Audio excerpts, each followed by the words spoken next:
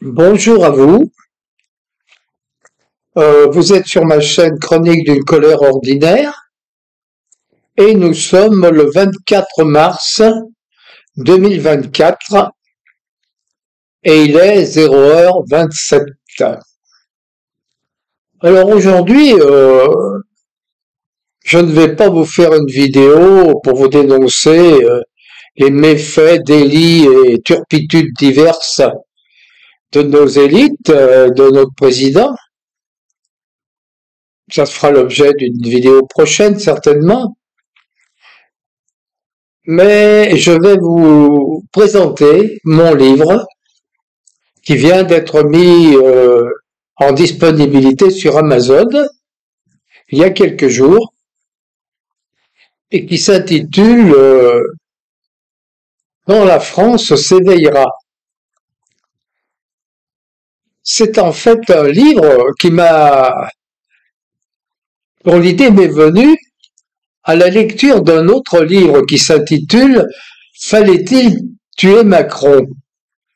C'est un petit livre très, très, très bien écrit, qui se lit facilement, plein d'humour, de profondeur, aussi de réflexion philosophique intéressante, et qui écrit par un pseudonyme qui s'appelle Nicolas Boucher, dont le nom lui-même est humoristique quand on sait de quelle façon il va tuer le président Macron. Parce que il va se faire passer pour un de ses fans.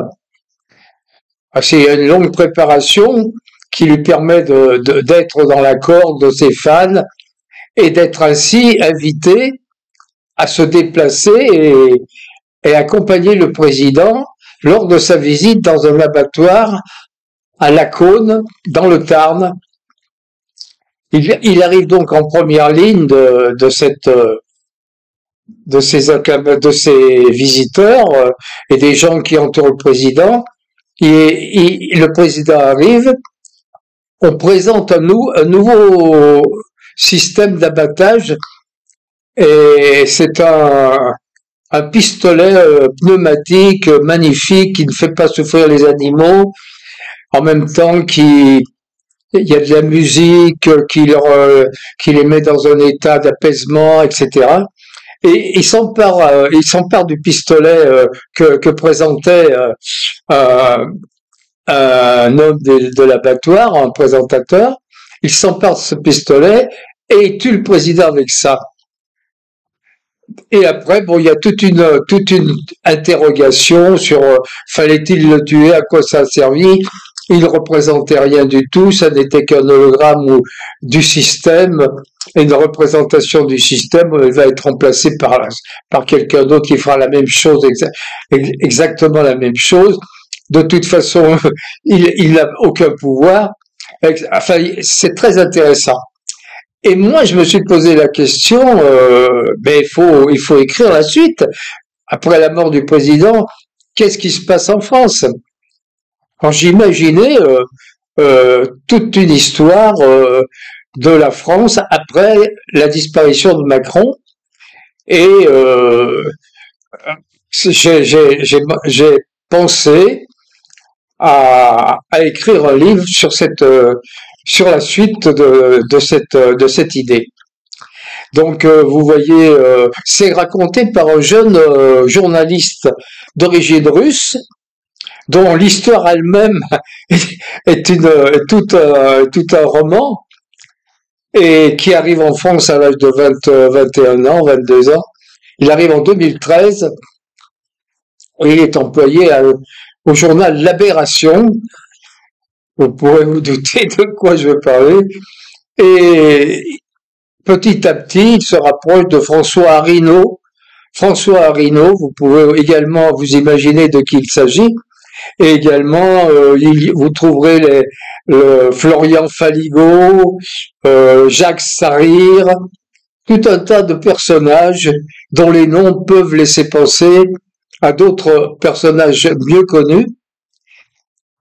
Voilà, donc c'est un livre qui m'a beaucoup plu à écrire et qui est un livre d'espoir en quelque sorte, parce que j'imagine pour la France un destin qui est favorable, un destin qui va nous sortir de tout ce que nous connaissons, nous avons connu depuis 3 ans. Je vous présente la couverture de ce livre.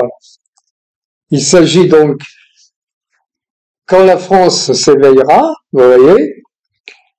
Et donc, vous avez la 4e de couverture avec un petit résumé.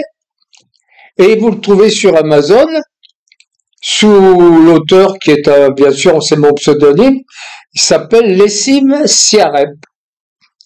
Voilà, je crois qu'il est autour de 17 euros le livre. Il fait 246 pages. Moi, j'ai eu beaucoup de plaisir à l'écrire.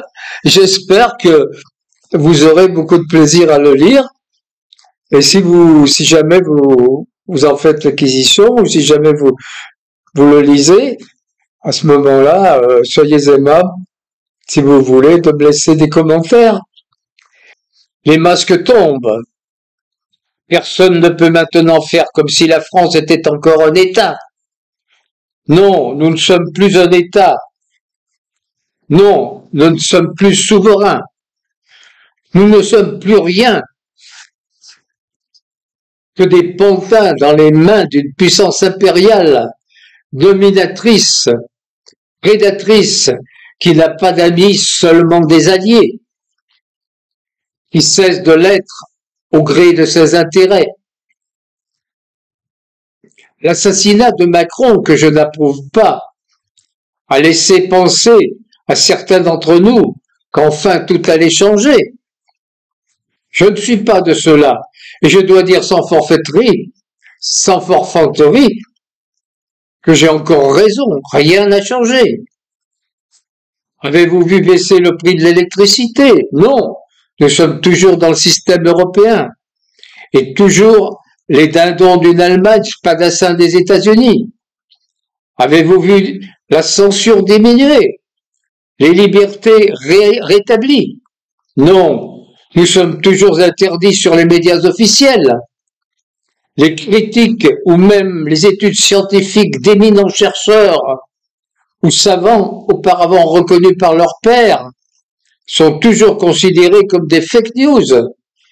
Ainsi que les nomment nos élites corrompues carpettes des USA.